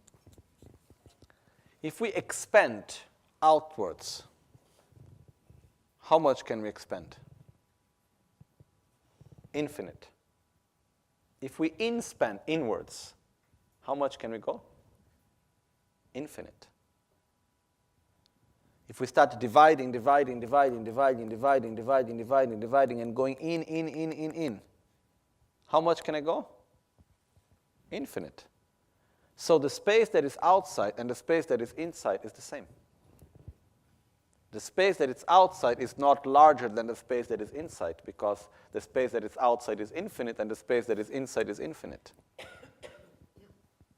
Is this conceptually clear? It's a little bit mind-blowing. It's a little bit difficult for us to understand it, to accept it. But if we think that if we have a grain of rice, there is as much space inside of it than outside of it. Okay? So, this is quality of space. Rinpoche talks very often about the quality of space. Okay? So what happens is that when we do this moment, everything dissolves into light. Everything is dissolving into ourselves. And everything comes into this point of light in our heart. Everything is dissolving, dissolving, dissolving. But this point of light itself, it's infinite. So then we enter, it's like if we enter into this dot of light, and then it's completely infinite. There's infinite space within it. And then after, when from the union of great bliss and emptiness, the universe manifests once again, the sensation is like, let's say that if we look from this small point of light, once again appear everything. But this point of light is still infinite in space. So my sensation is like, everything is absorbed into light, like overwhelmed by light, everything is absorbed into light. And then once again, when it manifests, it's like if again it manifests outwards. It's like it becomes still bigger. Because that very small dot of light is itself infinite. I don't know if it's like one universe manifesting from another. I don't know if it's difficult to put into words, really. But the sensation is that when we say that from clear light, from the union of new bliss and emptiness, from clear light, the universe manifests, is that the light itself, this clear light, which is our very subtle mind, it remains in our heart, and it remains infinite in space. It does not become small. It remains infinite in space. It's difficult to put into words.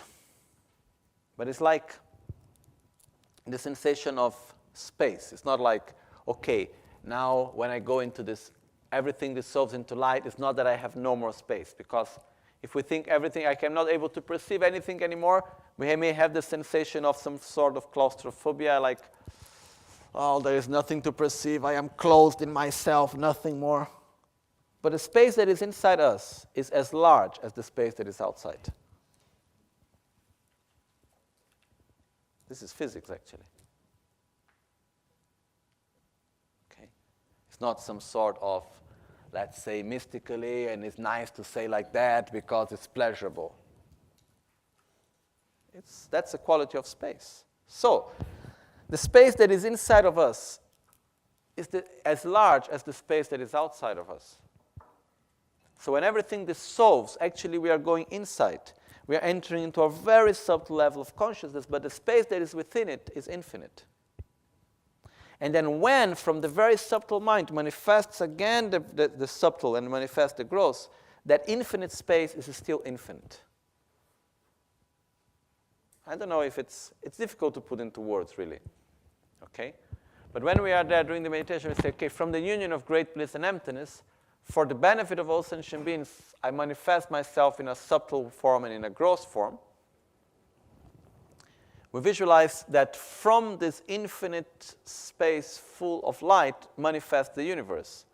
So it's like if the whole universe becomes one atom that is in our heart. And then from that, again, everything manifests. But if we go inside, it is still infinite. Okay? Yesterday you defined the space as a negation of obstruction. Mm-hmm. So when you talk about the infinite space now, you mean that the collective negation of all obstructions? No, when I mean now about infinite space in this sense,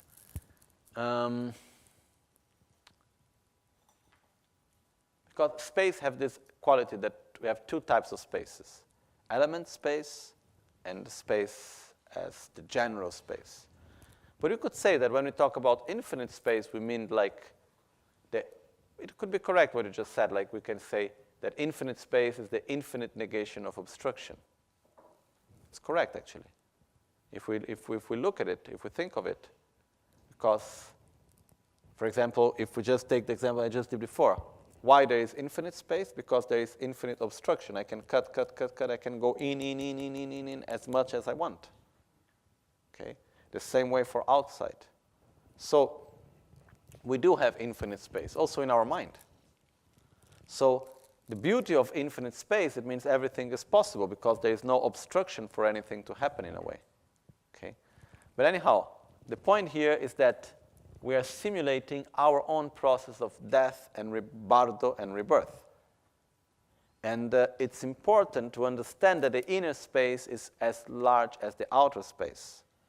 Because this helps a lot also for us not to have fear in the moment of our own death. Because when we are conditioned by outer space, and we see it in a limited way, no, we are not able to perceive the relativity of space. What happened? I am afraid because I don't have any more, let's say, the space in which I am in which I exist normally. I lose my reference. In the moment that I understand that the space is relative and that inside myself there is as much space than outside, this helps a lot also in the moment of death, of not going into the sensation of claustrophobia somehow. Okay? So, we go into infinite space, and then from that infinite space again it manifests. And at this moment of the practice, we do what is called transforming the bardo into the Sambhogakaya. Sambhogakaya is called the body of enjoyment. The body of enjoyment actually is the subtle body in the pure state. That's why we call the subtle body of a Buddha. Okay? Which is very similar to the state of a dream. When we dream, do we have a body in the dream? Yes. We have senses in the dream. We can listen, we can see. Is that a physical body of the dream? No. We call mind body. Okay? It's yilu in Tibetan. Yi means mind, lu means body. Okay? So the bardo is very similar to the dream. That's a subtle form of existence. So what we visualize at this moment is that, okay, once again the universe appears, and then there is a lotus flower with a sun and a moon cushion, and then within it appears a beam of light. And I am this beam of light. I appear as this beam of light. More or less, it's said the size of our forearm. Okay? So, like, let's say 50 centimeters, whatever. Okay? So, appears this beam of light. And this beam of light, normally it's depending on the practice that we'll do. It can be white in color, it can be blue in color, red in color, depending on the practice that we are going to do. Depends in what form we are going to generate ourselves after. So if we generate as Vajrasattva, we can imagine a white beam of light. If we generate ourselves as Akshobhya, it can be a blue beam of light. Okay? Anyhow, we've generated this beam of light, let's say white in color, and which is ours. I manifest myself as this beam of light because there's a subtle body. But then from this beam of light, light emanates, going to all directions, making offerings to all holy beings, helping all sentient beings, and then it reabsorbs back again. And then in that moment we generate the mind that it says, but in order to be of more benefit for all sentient beings, I must generate myself in a gross body, because only very highly elevated beings are able to see such subtle body. So I need to have a more gross body. So as the emanation of lights go and reabsorb back into us, again, it realizes what we call the two purposes, which is it makes offerings to all holy beings and it eliminates the suffering of all sentient beings. And then it reabsorbs back into ourselves. And then from this beam of light, we manifest ourselves with a full body, with one face, two arms, holding Vajra and bell. I'm having the different ornaments, the jewels, which symbolizes the 6 perfections. And then we have a body made of light. So we don't have like internal organs like we have now. The body is fully made of light. Then we concentrate that we have a central channel, a left and a right channel, the 5 chakras. We concentrate on the subtle body. And this is what we call transforming rebirth into the Nirmanakaya. Okay? This part of the practice can be done in many more details, actually. Okay? In which we simulate the process of bardo and we simulate the process of rebirth. And the important thing here is that in the moment that we generate ourselves as the deity, okay, I'm generating myself as Vajrasattva, or I generate myself as one of the 5 Dhyani Buddhas or one of the 5 great mothers, I am Vajrasattva. Because this Lama Michel with this body is not there anymore. It's gone. So, for example, if I generate myself in a female form, it's no problem. Or if a woman generates herself in a male form or vice versa, it makes no more problem because our very subtle mind is not male or female. And what is being generated in the form of the deity is from the very subtle mind, we are generating ourselves in the form of a subtle body and mind, and then in a gross body and mind in a pure form. So, and then within that state, we will do the whole part of generating the body mandala, which is the 5 Dhyani Buddhas, and completing the whole practice of self-healing. Okay? So in this moment, we are generating ourselves in a pure form, but it's completely long ago. We have already gone quite long time ago. We have somehow detached from this body. It's already gone somehow. We are generating a complete different reality, different experience. And this is also showing to us that the qualities that we need to develop are in a very subtle mind. That's where we want to work. We want to work on a subtle level. We don't want to, it's not like, oh, how do I look, or my gross body and my gross problems. It's not on that level. It's in a much more subtle level. Okay? But there is another thing also, that is, in many practices, such as self-healing, we can do it in many levels. I can do the practice very much concentrated into my anxiety. Trying to deal with that, it will help, sure. But it's like having a very powerful car to go from here to the corner and coming back. It's okay. Does it work? Yes, but that's not the real reason why it was done. What I'm trying to explain today is like the deeper level of the practice. Then we can also use it in another level. It's not because we are not maybe able not to do the practice fully in the deepest way that we cannot do it. No, there are many levels how we can do the practice, and they are of benefit. But I just want to make clear, okay, what is the highest way how we can do the practice? Because we need to have the objective where we want to reach. We need to understand what is the deepest way of doing the practice. Then, slowly, slowly we get there. No? So in this mean moment, when we generate ourselves as the deity, I am the deity. Because I died first. I recognize my true nature. From that true nature of clear light, empty, from that union of great bliss and emptiness, I manifested myself in a subtle body, from the subtle body in a gross body. So I am this existence. As we were saying yesterday, during the practice, it's like if we create a whole experience. So if we really do the practice very well concentrated,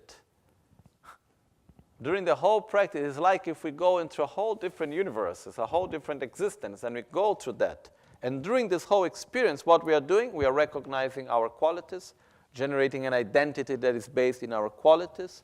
We are eliminating our defilements, developing our qualities such as love and compassion and so on. So we are doing a lot.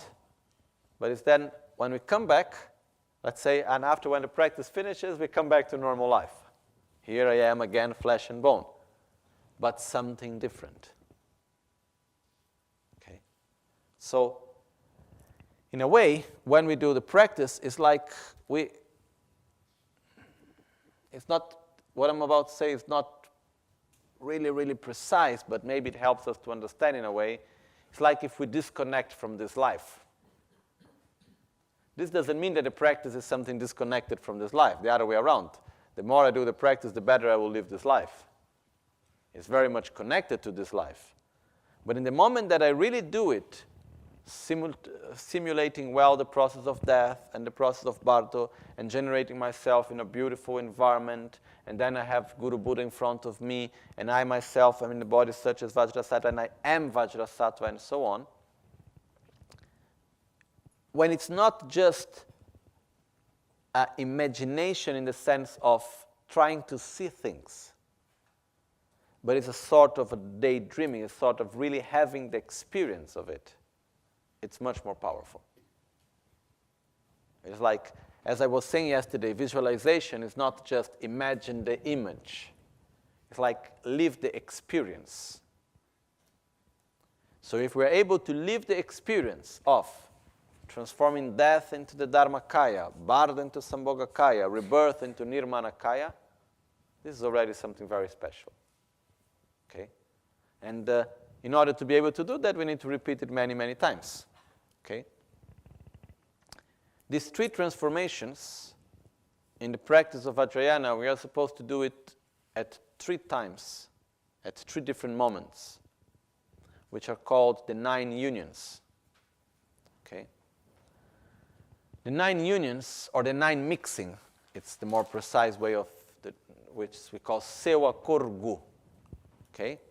Is we mix death with Dharmakaya, we mix Bardo with Sambhogakaya, we mix rebirth with Nirmanakaya. But we have this in 3 different moments, so 3 multiplied by 3 makes 9. So first of all, I mix the falling asleep with Dharmakaya. Because when we fall asleep, we are going exactly to the same process as the process of death. Okay? We are not afraid of falling asleep because normally we have memory of what happened the day before.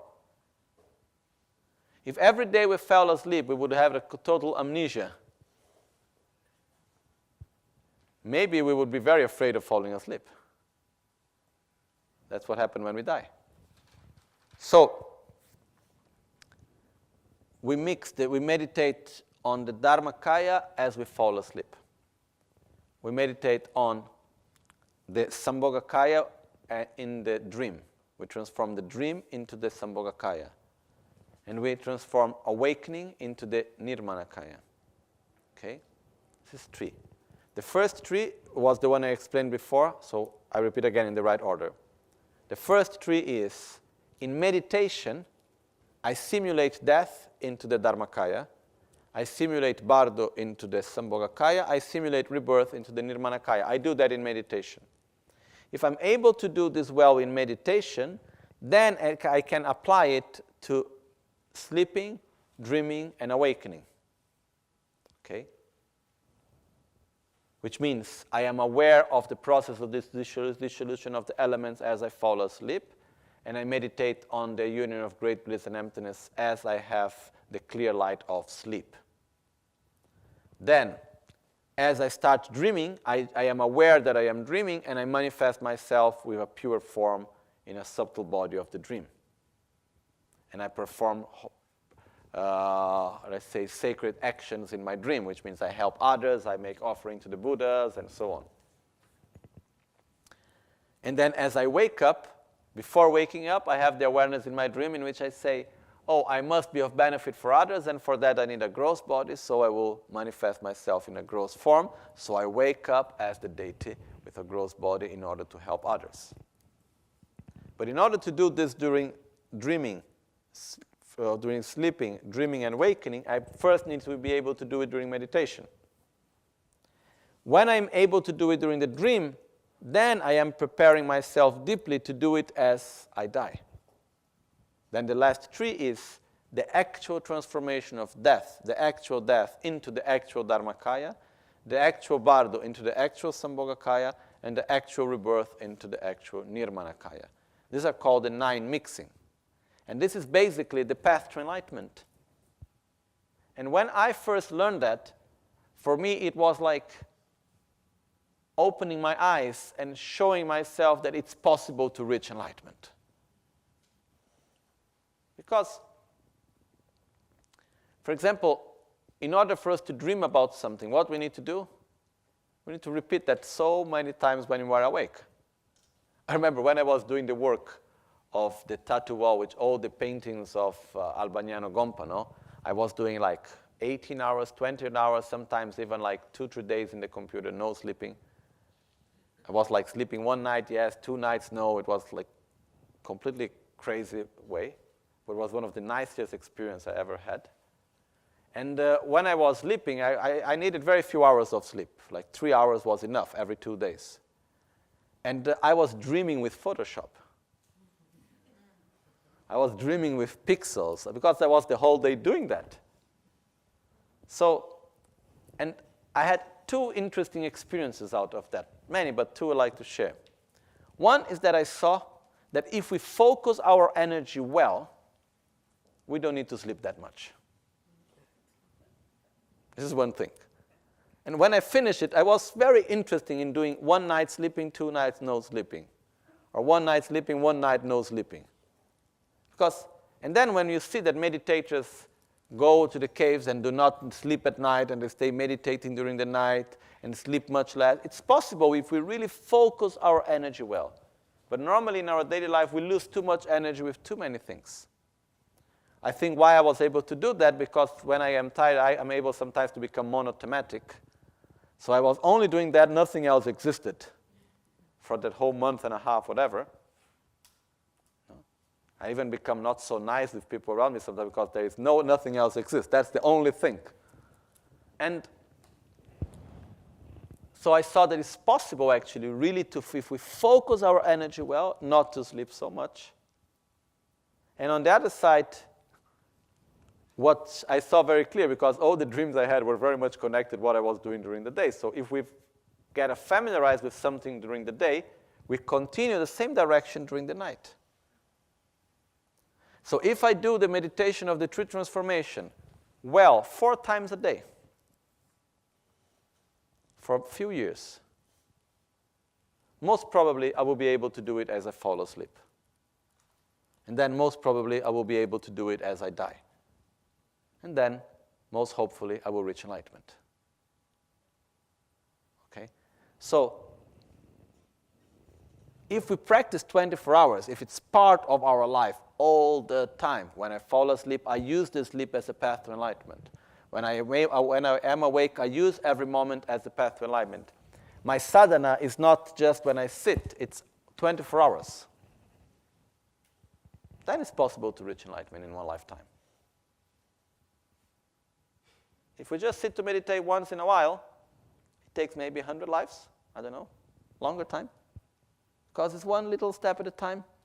And sometimes the problem that I see is that what we do is that we clean the surface. Then when the surface is clean, oh, that's nice. Then we stop cleaning. Then when we come back, it's dirty again. And then we clean the surface again. But we never go deeper. It takes time to go deeper. Maybe each time we wash, we clean again, we go a little bit deeper. But instead, if we are always cleaning and we are always there, we are going deeper and deeper and deeper and deeper. That's why the 3 transformations, if we do it every day, and then we start to apply it during our sleep, and then we apply it as we die, that's the path. And this is actually a very secret teaching somehow. It's not something that normally is explained so easily. When I received these teachings in Tibet, and I came back, then Lama Lawan was talking with Lama Lawan. Lama Lawan asked, oh, what do you study this time in Tibet? And I said, oh, I received these teachings on the 9 mixings. And I said, oh, can you teach me? I said, Genla, who am I to teach you? And he said, no, please. I asked to some other geshes, and they said, no, these are too high teachings I cannot talk about, too difficult. And I said to him, yeah, it's difficult to put into practice. The theory is not that complex. But to do it is another thing. I can share to you whatever I want. And then Genla, he was like remembering me, oh, do. And then finally it never happened really. Then one day he was in Albagnano. He took me with the hands. So nice, Genla. Lama Lawan, this old monk in Milan. And then he took me, he put me sitting on the chair in the Gompa. He took a kata, did 3 prostrations, took a kata, put there, took his iPad to record and say, now you give me the teachings. No? So then I was there like 1-2 hours explaining to him everything and so on. And then, but these are things that are them difficult to really put into practice? Yes, because it takes a life of dedication. But it's important for us to see what is possible, to see the pathway. Otherwise, we never have the objective.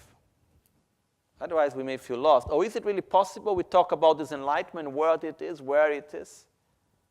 For me, understanding the 9 mixings is a very, very clear way when it says possible to reach enlightenment. Because I am really by doing that practice, what we do is that we go deeply into changing our mind in a very subtle level, and we do it during meditation, then we do it during our sleep, and by that we really train ourselves deeply to do as we die. And that's the best opportunity we have during the whole of our life. So, in self-healing, we do the 3 transformations at this moment of the practice. When we do On Sobhava Shuddha Sarva Dharma Sobhava Shuddho Han. And we can do it taking the time that we want. We don't have no hurry for it. But the more we do, the more it becomes easy, and the more we can do more fast. Paponka Rinpoche stated very clearly, Paponka Rinpoche was the guru of Lama Ganchen. Okay? Lama Ganchen's guru was Kyabche Trishan Rinpoche. The guru of Kyabche Trishan Rinpoche was Paponka Decheng Nyingpo. And his name is Paponka Decheng Nyingpo. Paponka was his name, basically. Decheng Nyingpo means the essence of great bliss. That was the name that was given to him. And anyhow, Paponka Rinpoche, he said that in order to be able to do well the transformation of the bardo into the Sambhogakaya, we must first do well the transformation of death into Nirmanakaya, into Dharmakaya. If we're able to simulate well the process of death and really imagine death well and that everything is gone, there is a moment in this process that nothing is left, and we may even be a little bit afraid, and then suddenly appears clear light. Something is still there. And then we recognize ourselves within that state. But we recognize ourselves within a state that there is no more name, there is no more me and you, there is no more here and there is no more time, there is no more space, there is just an infinite emptiness full of light, inseparable of great bliss. Okay. If we are able to do that, then from that state, then we will generate again in a subtle body, and from the subtle body in a gross body. Okay? And this is the moment in which we visualize that we are again in a beautiful environment. In front of us there is Guru Buddha in his 5 chakras, the 5 Dhyani Buddhas, and we have this body of light like Vajrasattva, like one of the 5 Dhyani Buddhas or one of the 5 great mothers. And then we simply concentrate a little bit on that state. Okay? Then, from that point on, we start what is called the generation stage, where we will do the generation. This is already part of the generation stage, the 3 transformations, okay? And then now we will do what is called generating the body mandala, which is when we generate the 5 Dhyani Buddhas within ourselves. And then after that, we have the generation stage. After this is divided into generation of the lotus, generation of the 6 syllables, generation of the symbols, generation of the Buddhas, okay? So we could divide the generation stage into 5 parts, which are the 3 transformations. Then after that we have lotus, 6 syllable, symbols, and Buddhas. Okay? So we will see this afternoon. And but this part that we have seen now this morning is a very important part. I know it's may be a little bit difficult. It's something that many parts is quite difficult even to put into words, but it's something that we need to listen again and again, and it takes time. And for me, this is something personal. I like difficult things. Because when I see something that is difficult, it means that I can get better. It means I can expand my mind. If everything is easy and if I understand everything, then I have a problem, no? I got a limitation. So when I see that there's something new that I can learn, there's something more that I can develop, this is something very good. So I tried today just to share this part of the practice with you, really trying to go to the essence and explaining in the best way as possible.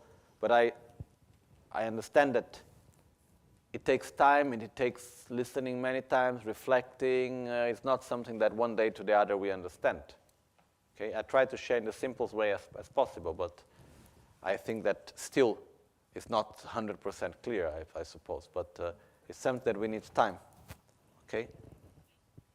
So now we stop here for lunch, and then we will continue after with the generation of the body mandala.